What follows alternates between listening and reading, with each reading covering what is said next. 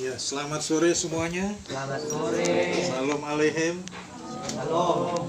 Kita bersyukur sore hari ini boleh berjumpa kembali dalam pertemuan ibadah kita. Dan kita akan membaca dan merenungkan firman Tuhan dari Injil Matius pasal 4 ayat 1 sampai dengan ayatnya yang ke-11. Injil Matius pasal 4 ayat 1 sampai dengan ayatnya yang ke-11 dengan judul perikop pencobaan di padang gurun. Kita akan membaca firman Tuhan ini. Saya mengajak kaum muda, kita akan membaca dengan berbalas-balasan. Saya akan membacakan ayat yang ganjil, nanti kaum muda membacakan ayatnya yang genap. Begitu seterusnya, ayat 1 sampai dengan ayatnya yang ke-11, Matius pasal 4. Ya, demikian firman Tuhan, pencobaan di padang gurun. Maka Yesus dibawa oleh Roh ke padang gurun untuk dicobai iblis. Dan setelah berpuasa 40 hari dan 40 malam, akhirnya laparlah Yesus. Lalu datanglah si pencoba itu dan berkata kepadanya, "Jika engkau anak Allah, perintahkanlah supaya batu-batu ini menjadi roti." Tapi Yesus menjawab, "Ada tertulis, manusia hidup bukan dari roti saja, tetapi dari setiap firman yang keluar dari mulut Allah." Kemudian iblis membawanya ke kota suci dan menempatkan dia di bubungan bait Allah. Lalu berkata kepadanya, "Jika engkau anak Allah, jatuhkanlah dirimu ke bawah, sebab ada tertulis mengenai engkau, ia akan memerintahkan malaikat-malaikatnya, dan mereka akan menatang engkau di atas tangannya, supaya kakimu jangan terantuk kepada batu." Yesus berkata kepadanya, "Ada pula tertulis, janganlah engkau mencobai Tuhan Allahmu." Dan iblis membawanya pula ke atas gunung yang sangat tinggi dan memperlihatkan kepadanya semua kerajaan dunia dengan kemegahannya. Dan berkata kepadanya, "Semuanya itu akan kuberikan kepadamu jika engkau sujud menyembah aku." Maka berkatalah Yesus kepadanya, "Enyahlah iblis, sebab ada tertulis, engkau harus menyembah Tuhan Allahmu, dan hanya kepada Dia sajalah engkau berbakti." Lalu iblis meninggalkan dia, dan lihatlah, malaikat-malaikat datang melayani Yesus. Amin.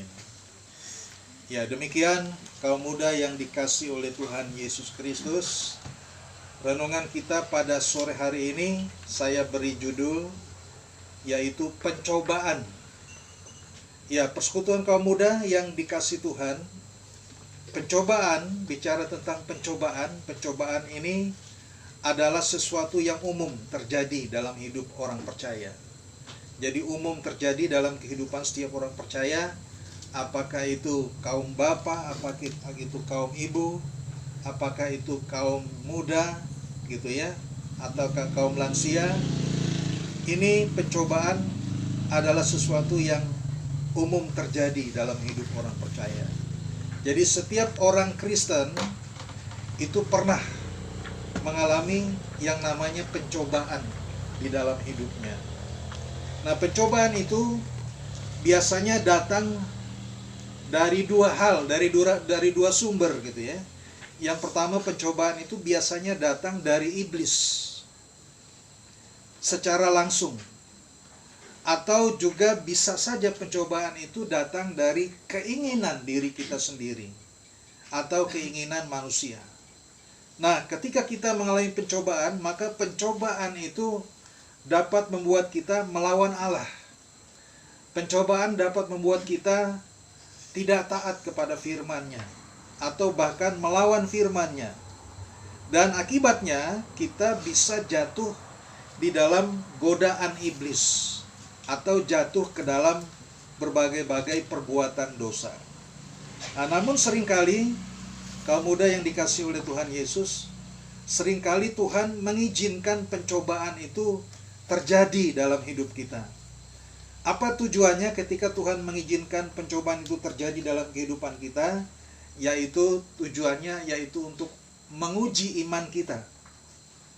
Menguji apakah kita lebih taat kepada Allah apakah kita lebih taat kepada firman-Nya, dan menguji apakah kita sungguh-sungguh mengasihi Allah atau kita lebih mengikuti keinginan daging kita. Jadi itu tujuan dari pencobaan. Jadi untuk menguji iman kita, apakah kita tetap setia kepada firman Tuhan atau kita lebih menuruti keinginan daging kita, gitu ya. Apakah kita sungguh-sungguh mengasihi Tuhan ataukah kita lebih mengasihi diri kita sendiri, lebih mengikuti keinginan-keinginan daging kita atau kehendak kita sendiri. Jadi itu tujuan dari pencobaan. Nah, ketika kita menang atas pencobaan, maka hal itu akan membuat iman kita akan semakin bertumbuh. Ketika kita menang atas pencobaan, maka itu akan membuat iman kita menjadi semakin teguh. Iman kita menjadi semakin lebih kuat lagi. Atau dengan kata lain, kalau ibaratkan orang sekolah itu, ketika kita menang atas pencobaan, maka level kita akan naik lagi, gitu ya.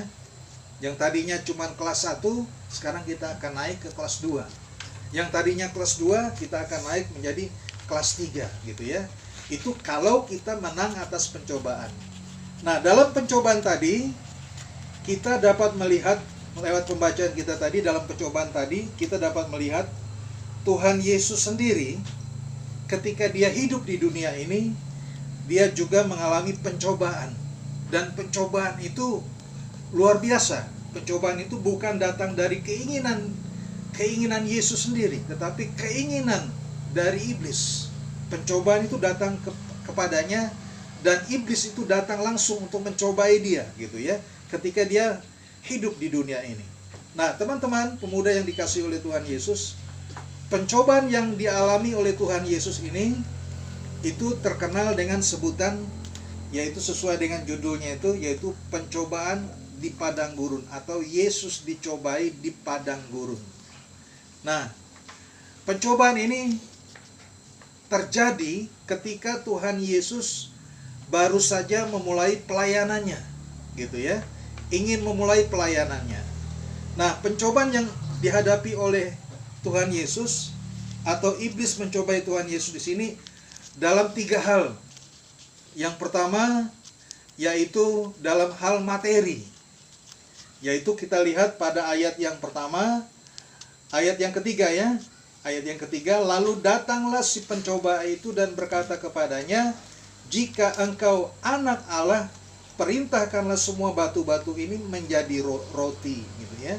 Dan ini semuanya dilakukan oleh iblis karena iblis tahu pada saat itu Yesus sedang kelaparan. Kenapa Yesus kelaparan? Karena dia baru saja menjalani puasa 40 hari 40 malam. Karena itu dikatakan pada ayat yang kedua, dan setelah berpuasa 40 hari dan 40 malam, akhirnya laparlah Yesus. Nah, ketika Yesus dalam keadaan lapar inilah, lalu datanglah si pencoba itu, iblis, dan berkata kepadanya, jika engkau anak Allah, perintahkanlah supaya batu-batu ini menjadi roti. Jadi ini pencobaan yang pertama, yaitu dalam hal materi, gitu ya. Nah, demikian juga dalam kehidupan kita seringkali juga diperhadapkan dengan hal yang sama, yaitu dengan materi. Ketika kita lagi tidak punya uang, kemudian kita lihat ada dompetnya orang lain, dan dompetnya dalam keadaan terbuka, dan kita lihat banyak uangnya uang merah semuanya ya. Uang merah itu uang apa? Uang 100 ribu, gitu ya. Nah, kita pas lagi tidak punya uang, baru lagi habis pulsa datanya, nah gitu ya. Baru juga pas lagi lapar juga pingin makan di sekolah ini, gitu ya. Lihat dompet, lihat orang kiri kanan tidak ada orang. Nah, disitulah kita dicobai, gitu ya. Pencobaannya apa? Antara mau jadi orang yang jujur atau mau jadi pencuri, gitu ya. Nah, ini yang sering kali terjadi. Makanya tidak jarang kasus terjadi di sekolah itu, apakah ada HP yang hilang ataukah uang temannya hilang, gitu ya. Itu sering kali terjadi, gitu ya. Karena kenapa? Karena ada orang yang tidak tahan dengan pencobaan materi ini, gitu ya. Dari jadi orang yang jujur menjadi seorang pencuri, gitu ya. Dari orang yang takut akan Tuhan menjadi orang yang lebih menuruti keinginan dagingnya, seperti itu. Jadi Tuhan Yesus juga pernah mengalami hal yang sama, gitu ya, dicobai oleh iblis. Jadi ini yang pertama pencobanya. Kemudian yang kedua, yaitu dalam hal popularitas. Itu dikatakan pada ayatnya yang ke-6 ya, dalam hal popularitas. Mulai dari ayat 5 ya. Kemudian iblis membawanya ke kota suci dan menempatkan dia di bubungan bait Allah. Bubungan bait Allah. Jadi di atas bubungan itu paling tinggi gitu ya, bait Allah. Bait Allah itu bangunan yang tinggi, dan Yesus dibawa di tempat yang paling tingginya. Seperti bangunan gereja kita yang baru kan tinggi sekali ya. Nah, tinggi sekali. Nah, itu dibawa di puncak yang paling tingginya itu, gitu ya. Lalu ia berkata kepadanya, "Jika engkau anak Allah, jatuhkanlah dirimu ke bawah. Sebab ada tertulis mengenai engkau, Dia akan memerintahkan malaikat-malaikatnya, dan mereka akan menatang engkau di atas tangannya, supaya kakimu jangan terantuk kepada batu." Jadi popularitas. Jadi ingin mencari nama gitu ya. Yaitu dengan cara menjatuhkan diri. Jadi mengadakan atraksi gitu ya. Mengadakan atraksi. Nah, seringkali kita lihat di YouTube itu ada permainan apa saya lupa namanya itu, disuruh berdiri gitu ya. Disuruh berdiri 3 orang anak berdiri. Ya, pernah lihat itu ya? Di TikTok ya. 3 orang anak berdiri, satu di tengah, satu di sebelah kanannya, satu di sebelah kiri. Jadi yang di tengah disuruh melompat. Begitu dia melompat, langsung kakinya ditendang gitu ya. Akhirnya dia jatuh. Dan akhirnya jatuh, dia tidak bangun-bangun lagi ya. Kenapa? Karena kepalanya pecah. Gitu ya. Nah, itu permainan-permainan seperti itu ya. Viral tetapi membahayakan. Ya. Viral tetapi bisa membunuhmu. Ya. Ada yang pernah lihat nggak di TikTok? Ada? Iya. Oh, belum tahu ya. Weh, berarti duluan lebih canggih Pak Pendeta dong. Pak Pendeta ngikutin itu di TikTok ya. Kalian punya HP tapi rupanya nggak tahu ya. Nah, itu bahaya sekali gitu ya. Ada permainan-permainan begitu ya. Jadi ada permainan-permainan yang viral gitu ya, tetapi membahayakan. Misalnya begini. Permainan apa? Apa namanya? Temannya ketika temannya mau duduk, kemudian kursinya apa ditarik. Nah, itu banyak kejadian itu, kayak gitu ya. Bukannya senang yang didapat, tetapi apa? Masuk rumah sakit, dan orang yang itu orang yang jatuh terduduk itu ada yang sampai lumpuh, bahkan ada yang sampai meninggal gitu ya. Jadi permainan-permainan yang viral. Nah, seringkali kita juga tergoda ya. Kaum muda tergoda untuk melakukan hal-hal yang supaya dikenal orang. Seperti apa lagi? Menabrakkan diri, menghadang truk. Pernah lihat ya? Menghadang truk gitu ya. Jadi banyak anak-anak remaja menghadang truk. Jadi dia pikir kalau dia menghadang truk, truknya akan berhenti. Tapi bagaimana kadang-kala tiba-tiba berdiri di depannya, biasanya sopirnya terlambat menghentikan truknya. Dan ketika terlambat menghentikan truk, akhirnya terjadi tabrakan. Dan akhirnya yang menghadang truk ini meninggal gitu ya. Nah, ada orang yang seperti itu ya. Itu yang terjadi. Itu supaya viral, supaya dikenal orang, tetapi yang dia dapat apa? Celaka. Nah, Tuhan Yesus juga pernah dicobai begitu. Dia dibawa oleh iblis ke bubungan bait Allah dan disuruh untuk menjatuhkan diri. Kenapa? Kalau engkau menjatuhkan diri, maka ada malaikat yang akan menatang engkau sehingga kakimu tidak terantuk kepada batu, gitu ya. Jadi ini pencobaan yang kedua. Gitu ya, pencobaan yang kedua. Dan pencobaan yang ketiga yaitu dalam hal kekuasaan. Ya, dalam hal kekuasaan. Kita lihat ya. Kita lihat pada ayat 18. Ayat 18. Bukan ayat 18. Ayat 8 ya, ayat 8. Dan iblis membawanya pula ke atas gunung yang sangat tingginya. Ini tadi dibawa ke atas bubungan bait Allah, sekarang dibawa ke atas gunung yang sangat tinggi. Dan memperlihatkan kepadanya semua kerajaan dunia dan kemegahannya. Jadi semua kerajaan dunia dan kemegahannya. Dan berkata kepada Tuhan Yesus, semuanya itu kuberikan kepadamu jika engkau sujud menyembah aku. Nah, ini dia. Jadi tawaran dalam hal kekuasaan, memiliki seluruh dunia ini, yang penting sujud menyembah iblis. Nah, kita juga seringkali ditawarkan. Untuk apa? Untuk mendapatkan harta kekayaan dunia ini. Tetapi sumbernya dari mana? Dari iblis. Gitu ya.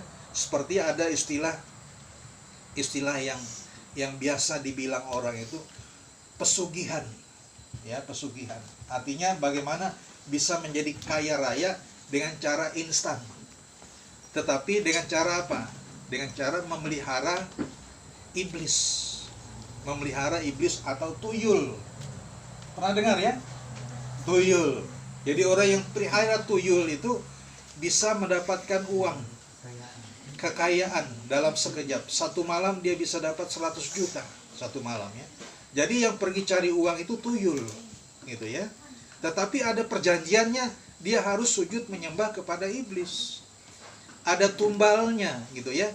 Kalau mati nanti dia bukan pergi ke rumah Bapa di surga, tetapi perginya sama iblis. Nah, kita tahu iblis tempatnya di mana? Di neraka, gitu ya. Tetapi tawarannya menggiurkan. Menjadi orang yang kaya raya, bisa kaya dalam satu malam. Kemudian apalagi? Bukan hanya tuyul, babi ngepet. Pernah dengar ya babi ngepet ya? Nah, jadi babi ngepet. Jadi dia berubah jadi babi, gitu ya, berubah jadi babi. Tapi babinya anehnya ini bisa curi uang gitu. Jadi dia bisa dapat uang banyak dari dalam satu malam gitu ya. Satu malam. Biasanya sering ketangkap itu babi ngepet gitu ya. Dia nangis gitu ya. Karena memang orang yang berubah menjadi babi gitu ya. Tetapi itulah perjanjiannya dengan iblis gitu ya. Tapi ya itu tadi, dia bisa menjadi kaya satu malam. Dalam satu malam dia bisa kaya. Bayangkan kalau tiap malam 100 juta. Kali 30 malam berapa ratus juta nih? Ya? 3 miliar nih. Iya, 30 M. Ya kan? Nah, 100 juta ya, 30 M. Dalam satu bulan loh, 30 M. Bayangkan. Gitu ya. Tapi syaratnya apa? Jadi babi ngepet. Ah, siapa di sini yang sering dapat babi di rumahnya? Di rumahnya enak. Nah, kalau lihat babi ngepet ya seperti itu. Seperti itu babinya. Gitu ya. Nah, jadi babi ngepet tapi dapat kekayaan dalam satu malam 100 juta. Dari 30 hari dalam satu bulan 30 M gitu ya. Cuma syaratnya jadi babi ngepet. Ada yang mau nggak di sini? Hah? Nggak mau ya. Nah, Tuhan Yesus pernah ditawarkan juga oleh iblis.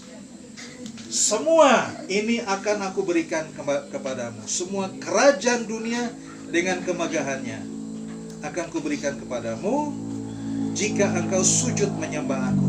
Gitu ya. Sujud menyembah iblis. Jadi tunduk kepada iblis, mengikuti kemauannya iblis.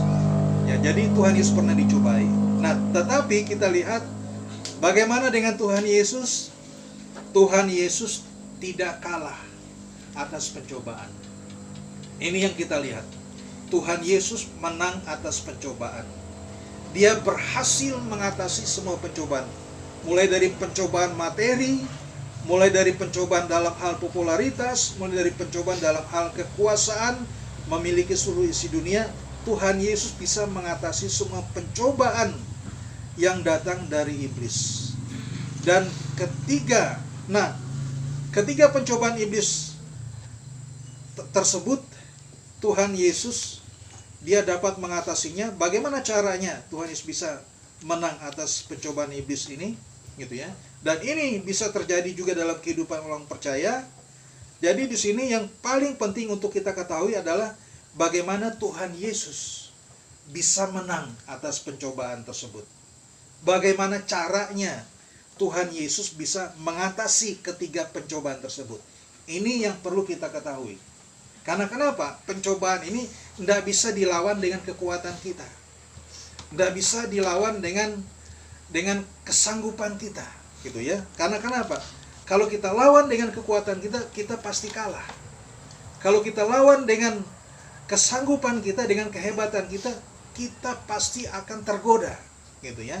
Nah, demikian juga yang dilakukan oleh Tuhan Yesus ketika dia hidup di dunia ini, dia tidak melawan pencobaan itu dengan mengandalkan kekuatannya sebagai manusia. Tetapi Tuhan Yesus menggunakan cara yang paling jitu supaya dia bisa mengatasi ketiga pencobaan iblis tersebut. Nah, sekarang mari kita perhatikan firman Tuhan pada ayat 4 ya. Yang pertama dulu pada ayat 4. Kita baca sama-sama ayat 4. Sudah dapat ya? Ayat 4 ya. Kita baca sama-sama. 1, 2, 3. Tetapi Yesus menjawab, ada tertulis manusia hidup bukan dari roti saja, tetapi dari setiap firman yang keluar dari mulut Allah. Jadi ini yang pertama. Gitu ya. Jadi pencobaan yang pertama Tuhan Yesus hadapi dengan apa? Dengan mengatakan manusia hidup bukan dari roti saja, tetapi dari setiap firman yang keluar dari mulut Allah. Nah, kemudian hal yang kedua, bagaimana dia mengatasinya dikatakan pada ayat yang ke-7. Kita baca sama-sama ayat yang ke-7. Ya. 1, 2, 3. Yesus berkata kepadanya, ada pula tertulis, janganlah engkau mencobai Tuhan Allahmu. Jadi kita lihat Yesus berkata, janganlah engkau mencobai Tuhan Allahmu. Itu cara yang kedua ketika Yesus mengatasi pencobaan yang kedua. Kemudian pencobaan yang ketiga itu ditulis pada ayat yang ke-10. Kita baca sama-sama lagi ya. 1, 2, 3. Maka berkatalah Yesus kepadanya, enyalah iblis, sebab ada tertulis, engkau harus menyembah Tuhan Allahmu dan hanya kepada Dia sajalah engkau berbakti. Jadi apa rahasianya? Rahasianya di sini yaitu ketika kita perhatikan ketiga ayat firman Tuhan ini selalu ada perkataan ada tertulis di dalam Alkitab. Nah, apa yang tertulis di dalam Alkitab yaitu firman Allah. Jadi Tuhan Yesus bisa menang atas pencobaan. Tuhan Yesus bisa mengatasi segala pencobaan yang datang dalam hidupnya, yaitu dengan menundukkan dirinya di bawah otoritas firman Allah. Jadi kaum muda yang dikasihi oleh Tuhan Yesus, kalau kalian ingin menang atas pencobaan, belajarlah untuk menundukkan dirimu di bawah otoritas firman Allah. Jadi kalau engkau sudah tahu firman Tuhan, dan firman Tuhan itu melarang engkau melakukan sesuatu yang tidak baik, maka engkau harus lebih mendengarkan firman Tuhan daripada menuruti keinginan dagingmu. Gitu ya. Ketika engkau dicobai dengan supaya engkau menjadi orang yang terkenal, maka kembali lagi engkau harus menundukkan dirimu di bawah otoritas firman Allah. Jadi sekalipun Yesus ini adalah Allah sendiri yang datang ke dunia menjadi manusia, namun di sini Tuhan Yesus mau menunjukkan kepada kita bahwa cara yang paling efektif untuk mengalahkan pencobaan adalah dengan bersandar penuh pada kuasa firman Allah. Nah, oleh karena itu, saudara-saudaraku, kaum muda, mari lawanlah pencobaan itu dalam hidupmu. Lawanlah pencobaan itu di masa mudamu. Bagaimana caranya? Yaitu dengan menundukkan dirimu di dalam otoritas firman Tuhan. Oleh karena itu, maka setiap hari berikan dirimu, berikan waktumu, ya, berikan kesempatanmu untuk baca firman Tuhan, gitu ya. Untuk belajar firman Tuhan. Karena untuk menang atas pencobaan di hari-hari ini, yaitu ketika engkau menundukkan dirimu atas firman Tuhan. Hari ini banyak orang muda yang hidupnya rusak, yang hidupnya jatuh ke dalam berbagai macam pencobaan yang hanya menghancurkan masa depannya. Oleh karena apa? Oleh karena dia tidak pernah tahu firman Tuhan, tidak pernah dengar firman Tuhan. Bahkan ada orang yang sudah dengar firman Tuhan, tetapi dia tidak bersedia melakukan firman Tuhan. Itulah yang seringkali menghancurkan hidupnya. Nah, oleh karena itu, belajar dari Tuhan Yesus. Dia menang atas pencobaan karena dia tunduk kepada firman Allah. Maka kita pun bisa menang atas pencobaan ketika kita tunduk kepada firman Allah. Tuhan memberkati. Haleluya. Amin.